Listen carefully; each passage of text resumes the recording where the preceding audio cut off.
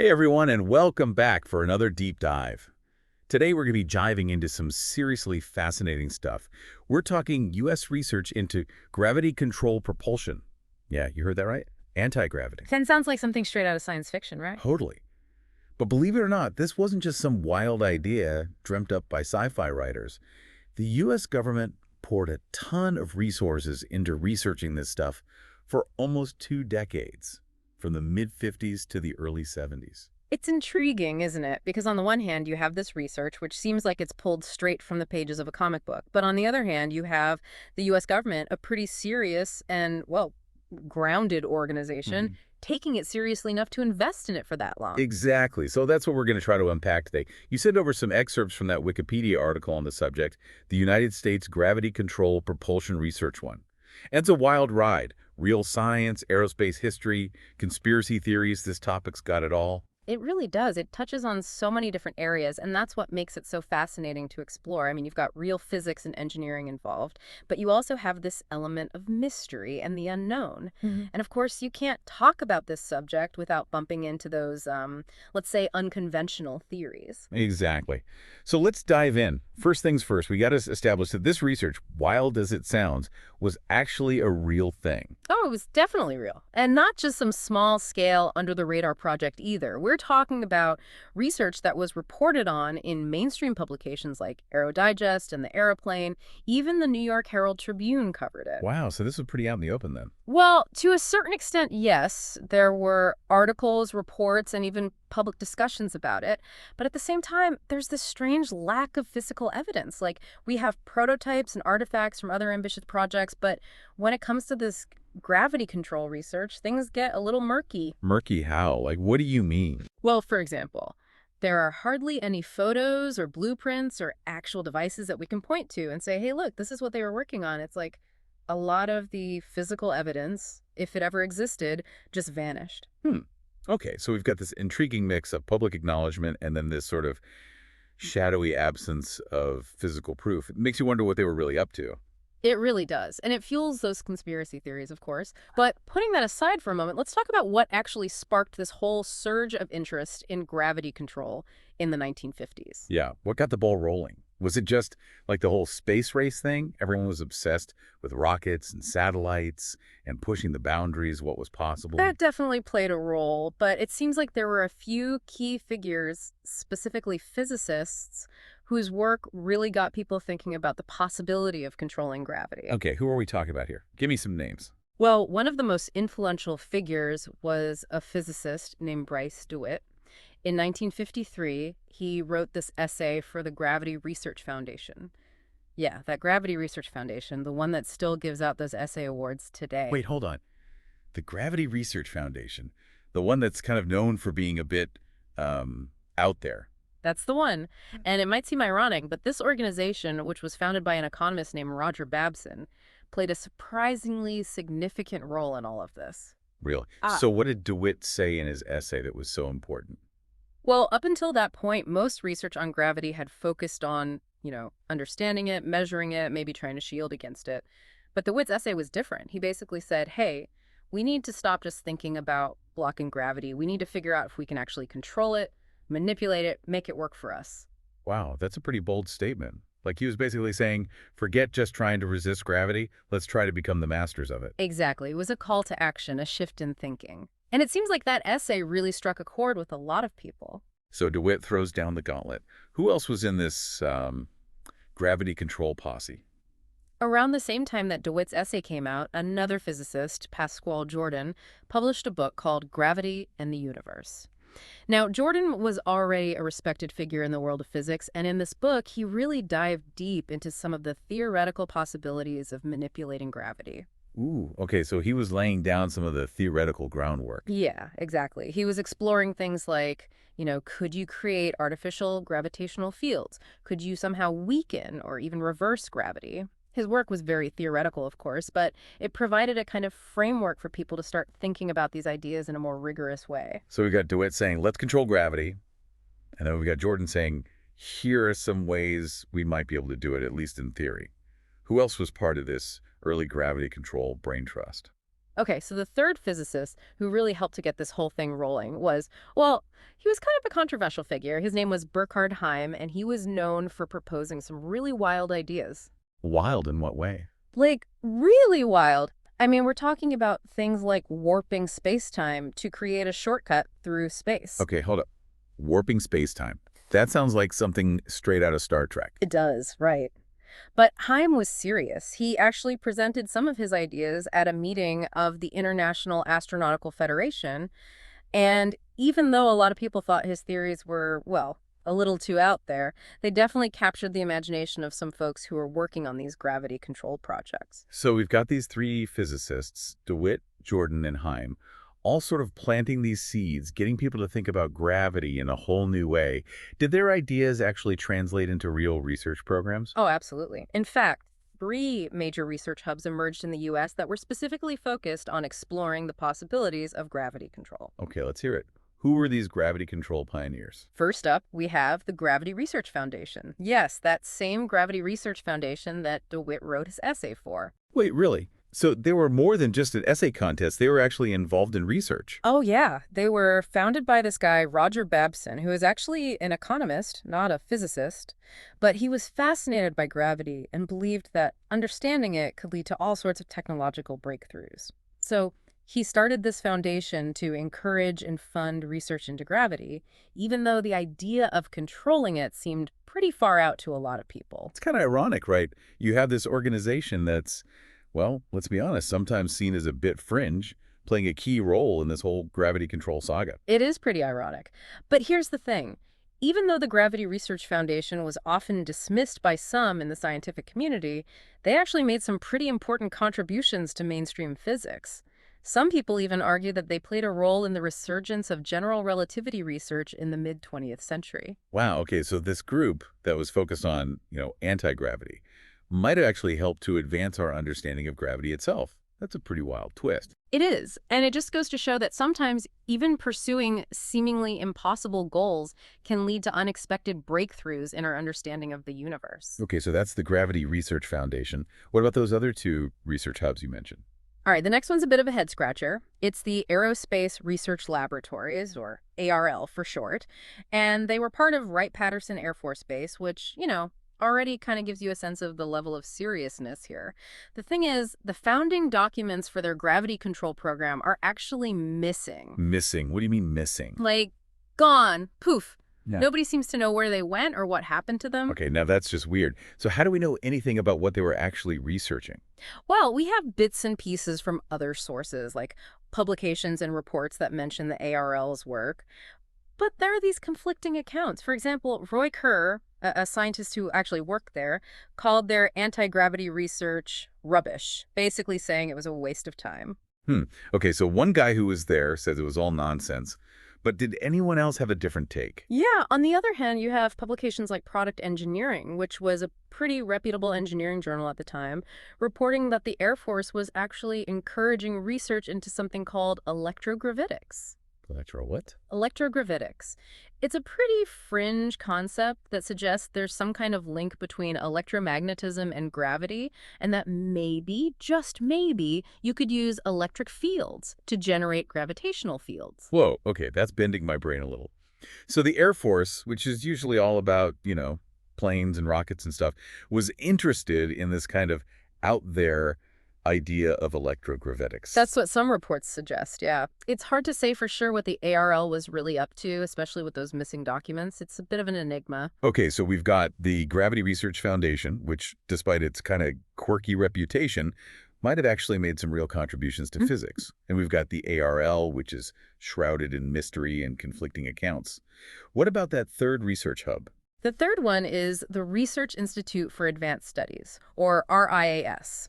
Now, this one's interesting because it was founded by a guy named George S. Trimble, who was a big shot at the Glenn Martin Company, the aerospace company. Yeah, I've heard of them.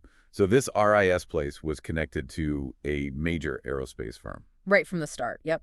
And Trimble managed to put together a team of some seriously top-notch gravity researchers, including a guy named Louis Witten, who was a pretty big deal in the field. Okay, so they had some serious brain power on their team. What were they actually trying to achieve? Was it all about anti-gravity? Well, their mission was actually pretty broad. They were exploring a wide range of topics related to, advanced physics and engineering. But sources like Melanon, he was a writer who covered a lot of this stuff at the time, specifically mentioned control of gravity for propulsion as one of their goals. Oh, okay. So even if they weren't solely focused on anti-gravity, it was definitely on their radar. Absolutely. And here's another interesting little tidbit about RAS. Later on, they spun off a group called the Leschetz Center for Dynamical Systems, which became a leading research center for mathematics. Wow, so this organization that was, at least in part, focused on controlling gravity, Right. ended up giving birth to a major math research center. That's a pretty cool connection. It is, isn't it? It just shows how these different threads of research can sometimes lead to unexpected and important advancements in totally different fields. It's like that saying, it's about the journey, not the destination. Even if they didn't crack the code of gravity control, they set in motion a chain of events that led to some pretty significant advancements in math. Right. And speaking of unexpected connections, there's another layer to this whole story that we need to talk about. The involvement of some major aerospace companies. Okay, spill the beans. Which companies were in on this gravity control action? Get this. Bell Aircraft, Boeing, Convair, Douglas Aircraft, General Electric, Glenn L. Martin Company, Grumman Aircraft, Hiller Aircraft, Hughes Aircraft, Lear Incorporated, Lockheed, Radio Corporation, Sikorsky, Sperry Gyroscope. They're all mentioned in various reports from that era as being involved in this research. Whoa, that's like a who's who of the aerospace industry back then. And did any of them ever deny these reports? Nope, not a single one. What's even weirder is that all reports about their activities in this area just kind of disappear after 1974. That's strange. It's like this whole research effort just went dark. But did any of these efforts actually lead to any breakthroughs? Were there any, eureka moments? Well, there are a few claims of successes, but those are, shall we say, hotly debated. And none of them really have that widespread scientific validation you'd expect for a major breakthrough. Okay, give me an example. What kind of successes are we talking about? One of the most well-known, or at least most talked about examples, is the work of Thomas Townsend Brown and his gravitators. Have you heard of those? Yeah, I think so. Weren't those like high voltage capacitors or something that he claimed could produce thrust? Like they could actually push against gravity? That's the gist of it, yeah. Brown claimed that by applying high voltage to these capacitors, he could create a force that acted against gravity. There were even some reports that classified research projects were started after he demonstrated weight reduction using these devices. So people were taking him seriously. Some people were, yeah. But mainstream science generally dismisses Brown's work as either pseudoscience or a misinterpretation of what's known as ionic wind effects. Ionic wind. What's that? It's basically what happens when charged particles, like the ones in a strong electric field, collide with neutral air molecules. It can create a force that kind of looks like anti-gravity, but it's actually a well-understood phenomenon. Basically, it's more about ionic propulsion than actual gravity manipulation. Oh, another dead end. It seems that way, yeah. At least as far as anti-gravity is concerned. But there was another researcher who made some pretty bold claims. Martin N. Kaplan. Okay, tell me about him. What did he do? In 1960, there was this article published in Missiles and Rockets, which was a pretty big aerospace publication at the time, about experiments Kaplan was doing. He was an engineer at this company called Ryan Aeronautical. Anyway, Kaplan was reporting that he could create what he called gravity-like impulses. Gravity-like impulses. What does that even mean? Well, according to the article, Kaplan's experiments were producing these significant accelerations and decelerations that he couldn't explain with conventional physics. He was basically saying that he could make objects move as if they were being acted on by gravity, but without any actual gravitational source. That sounds wild. Yeah. Did anyone else try to replicate his findings? Unfortunately, no. There doesn't seem to be any follow-up research or any attempts to validate his claims. It's like his work just vanished into thin air, which is kind of ironic, given what he was supposedly researching. So it's a similar story to Brown's gravitators. Mm-hmm. Intriguing claims, big headlines, but no real proof. Pretty much, yeah, which is a bummer, because it would be amazing to have some concrete evidence of gravity control. But hey, even though these early attempts didn't pan out, they still point to something really interesting. They highlight how incredibly complex gravity is and how challenging it would be to actually manipulate it. We're talking about messing with one of the fundamental forces of the universe here. True, true. Okay, so we've covered a lot of ground here. We've talked about the evidence for this research, the key players, the theories they were exploring, and even some of those tantalizing but ultimately unsubstantiated claims of success. But there's one big question that's still bugging me. If all this research was happening out in the open, why was there so much secrecy surrounding it? I mean, if it was legitimate scientific inquiry, what was there to hide? That's the million-dollar question, isn't it? And it's one that leads us down a pretty fascinating and maybe even a little spooky path. We'll dig into that right after the break. So before the break, we were talking about the secrecy surrounding all this gravity control research. Yeah, it's kind of strange, right? You have all these articles and reports in mainstream publications, Mhm. but then there's also this like shadowy side to it, almost like they were trying to keep some things under wraps. It's definitely a weird mix of openness and secrecy. And there are a few possible explanations for why that might be. Remember, we were right in the thick of the Cold War back then. Anything that even hinted at a potential military advantage was automatically classified. Right. So if the US government thought they might be onto something big with this gravity control research, they probably wouldn't want the Soviets to get wind of it. Exactly. The thought of one nation controlling gravity, even if it was still theoretical, would have been a game changer. It could have completely shifted the balance of power. So it makes sense that they would want to keep things hush-hush. Okay, so Cold War paranoia, that's one possible explanation.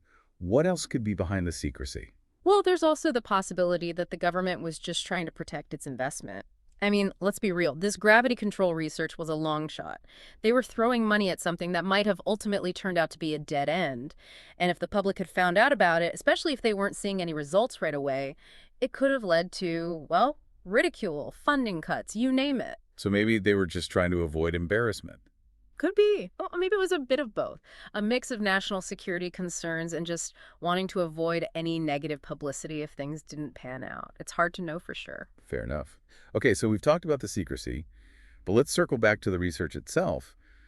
What were they actually doing in those labs and research centers? I mean, were they trying to build like actual anti-gravity devices? Well, it seems like they were approaching it from multiple angles. Some researchers were definitely focused on the practical side of things, like, could we build a propulsion system that could defy gravity? Could we create a vehicle that could hover or even fly without using conventional engines? Right, right. Like those flying cars we were all promised in the future. Yeah, something like that.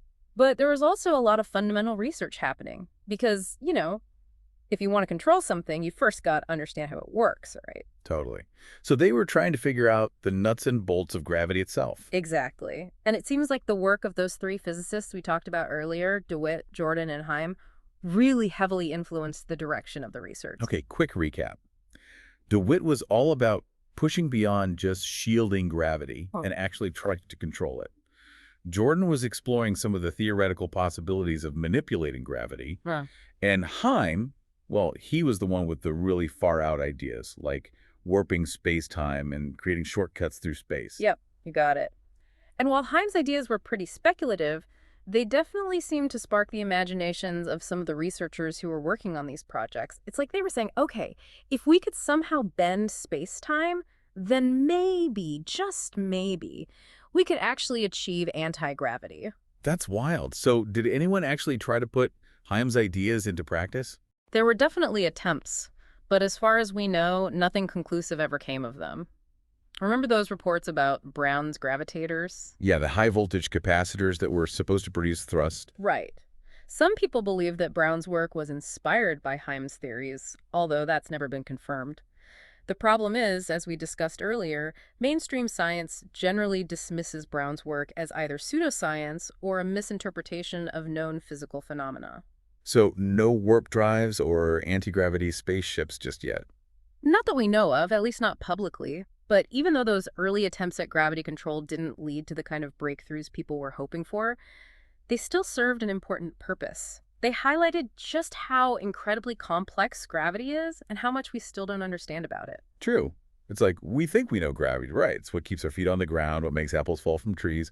But then you start digging deeper, trying to actually manipulate it. You realize, whoa, this is way more complicated than we thought. Exactly. It's like peeling back the layers of an onion. Every time you think you've got it figured out, there's another layer of complexity underneath. And that's what makes this whole topic so fascinating. It's a reminder that there's still so much we don't know about the universe and the forces that govern it. Okay, so we've talked about the science, the secrecy, the challenges. Mhm. But what happened to all this research? Did it just fade away? Well, remember the Mansfield Amendment of 1973? That was a pretty big deal in the world of government-funded research. Oh, yeah, I think I remember reading about that. It was basically saying that the military could only fund research that had a clear and direct military application, right? That's the gist of it, yeah. And you can imagine gravity control research, especially the more theoretical stuff, probably didn't fit that criteria very well. So did the Mansfield Amendment basically kill off gravity control research? Well, officially, yes. Those programs were supposedly discontinued after the Mansfield Amendment came into effect. But of course, that hasn't stopped people from speculating about what might have happened behind closed doors. You mean the conspiracy theories? Exactly. And with a topic like this, it's no surprise that those conspiracy theories are still swirling around today. Okay, let's talk about those. What are some of the most common or compelling conspiracy theories about gravity control propulsion research? I'm ready to go down the rabbit hole. We'll strap in because some of these are pretty wild.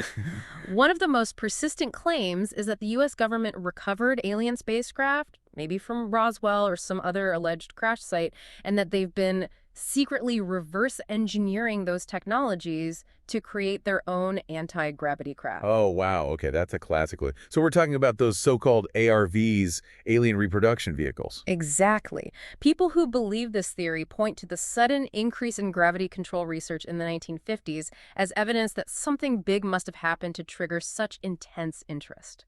Like maybe they stumbled across some alien tech that hinted at the possibility of actually controlling gravity. It's definitely an intriguing idea. I mean, if you were the government and you got your hands on some futuristic alien spaceship, wouldn't you want to figure out how it worked? Right. And proponents of this theory often point to anecdotal accounts from alleged whistleblowers. People who claim to have worked on these secret projects or who say they've seen these anti-gravity craft with their own eyes. Yeah, I've heard some of those stories. They're pretty wild. There was that guy, Mark McCandlish, who claimed he saw detailed schematics of an ARV being built at some secret base. And then there was Philip J. Corso, who wrote a whole book about how the government was using recovered alien technology to advance our own tech. Those are two of the most famous whistleblowers in this whole gravity control saga. And while their stories are fascinating, it's important to remember that they're often secondhand and really hard to verify. It's up to each individual to decide how much weight they give to these claims. It's kind of like those ghost hunting shows. You see something shadowy in the background, hear a weird noise, and you're like, whoa, is that a ghost? But then you try to explain it rationally, and you're not really sure what you saw or heard. It comes down to belief, I guess. I think that's a good analogy. With these conspiracy theories, you have these tantalizing bits of information, these strange coincidences, these compelling stories, but there's often a lack of concrete evidence. So it really comes down to how much you're willing to believe. True. Okay, so even if we set aside those conspiracy theories for a moment, there's still that question of why this research was so shrouded in secrecy in the first place. I mean, if it was legitimate scientific inquiry, what was there to hide? That's an excellent question. And as we discussed before, there are a few possible explanations. The Cold War context definitely plays a role. They might have been worried about the Soviets getting their hands on this technology, but there are other possibilities too. Like, Well, the government might have just been trying to protect their investment. I mean, this research was a long shot, and they probably didn't want the public to find out about it until they had something concrete to show for it. Imagine the headlines: "Government wastes millions on anti-gravity dreams." They probably wanted to avoid that kind of PR nightmare. so they wanted to keep it under wraps until they had a working anti-gravity device to unveil to the world. That's one possibility. Or maybe it was more about protecting the reputations of the scientists and institutions involved. I mean, gravity control was, and still is, a pretty fringe idea. And if the research hadn't panned out, it could have tarnished the reputations of some very respected people. So they were playing it safe, both for themselves and for the scientists they were funding. Could be. And then there's the more cynical view, which is that the government might have deliberately used secrecy as a tactic to mislead their adversaries. They could have been trying to create the impression that the U.S. was further along in developing anti-gravity technology than they actually were, just to keep the Soviets guessing. Oh, a little bit of Cold War disinformation. That's an interesting angle. It is, isn't it? It's like a game of poker where you're trying to bluff your opponent into thinking you have a better hand than you actually do. And in the context of the Cold War, where the stakes were incredibly high, that kind of tactic could have been pretty effective. I can see that. Okay, so we've got these different possible explanations for the secrecy, ranging from genuine national security concerns to protecting reputations to maybe even a bit of Cold War gamesmanship. It's fascinating to think about all the factors that might have been at play. But putting aside the secrecy and the speculation, there's another aspect of this story that I think is worth exploring. The impact that this research had not just on the scientific community, but on our culture as a whole. We'll delve into that right after we take a quick break to give our listeners a chance to catch their breath. All right, and we're back.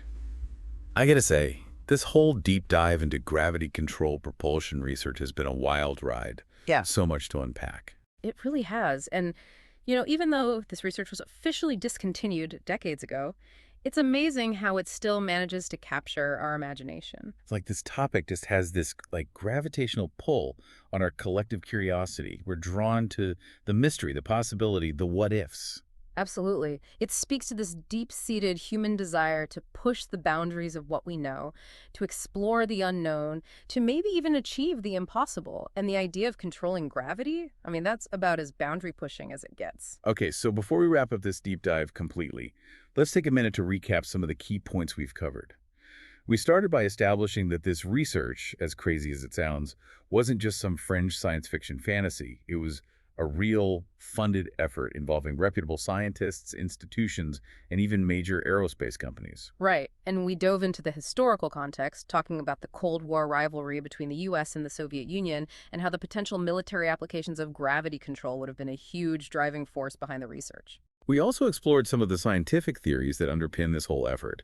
We talked about Bryce DeWitt and his call for a deeper understanding of gravity, Pascual Jordan's work on the theoretical possibilities of manipulating gravity, and of course, Burkhard Heim, the physicist with those truly mind-bending ideas about warping spacetime. And yeah, we definitely couldn't ignore the conspiracy theories that have sprung up around this topic. We discussed those claims of recovered alien spacecraft, reverse-engineered technologies, and secret government projects continuing long after the official programs were shut down. All very intriguing, but important to remember that those accounts are often hard to verify. We also touched on the ethical implications of actually achieving gravity control. I mean, imagine the power of a technology like that. It could be used for amazing things, but it could also be incredibly dangerous if it fell into the wrong hands. Absolutely. It raises all sorts of questions about who would have access to such a technology, how it would be regulated, and what safeguards would be in place to prevent misuse. It's a conversation we need to be having now, even though gravity control is still a theoretical possibility. I agree. We can't just blindly chase technological advancement without considering the potential consequences. Okay, so we've talked about the history, the science, the conspiracy theories, the ethics. But I think there's one really important point that's worth emphasizing again. Even though these early attempts at gravity control didn't lead to any publicly acknowledged breakthroughs, they might have indirectly contributed to a deeper understanding of gravity itself. Right. That's one of the most fascinating aspects of this whole story. The funding and focus on gravity research, even though it was initially aimed at achieving this seemingly impossible goal of anti-gravity, might have actually helped to advance our understanding of gravity in a more fundamental way. It's like by chasing this dream, however far-fetched it might have seemed, they inadvertently paved the way for progress in a totally different area of physics. Exactly. It's a great example of how science doesn't always follow a straight path. Sometimes the most important discoveries are made when we're exploring seemingly dead ends or pursuing unconventional ideas. I love that.